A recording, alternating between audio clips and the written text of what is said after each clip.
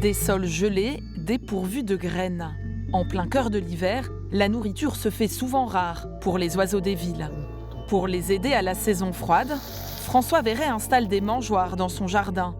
Un refuge LPO depuis 2020, avec au menu tournesol, maïs concassé et blé, pour satisfaire un maximum d'espèces. Il convient de nourrir les oiseaux de à peu près mi-décembre, donc quand la nature s'arrête, jusqu'à mi-mars. Ce qu'il faut surtout, c'est ne pas arrêter de nourrir quand on a commencé. Tout simplement parce que ça crée pour les oiseaux une dépendance et que si jamais ça a un arrêt brutal, en plus si c'est un moment où il fait très froid, ça peut leur poser des problèmes.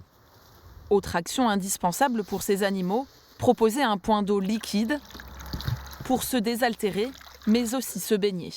Quand on regarde un oiseau qui fait sa toilette, on voit qu'il va en fait avec son bec vers son croupion.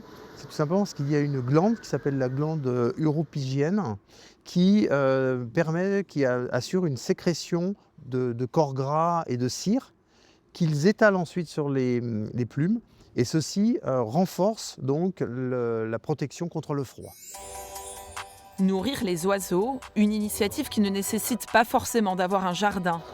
Sur son balcon parisien, paradis des perruches et mésanges, Martin Cloix a lui aussi accroché des mangeoires.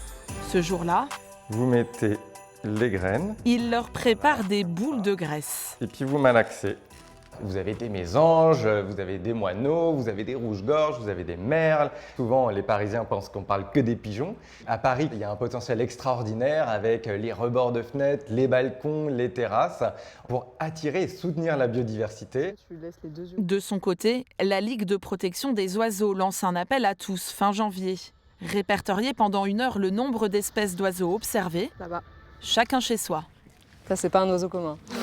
Ces programmes de sciences participatives nous aident en fait à collecter des données qu'on n'a pas forcément, notamment dans les jardins privés.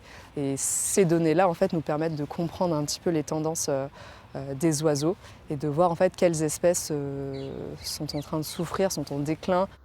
Enfin, dernier conseil, installer des nichoirs avant la saison prochaine.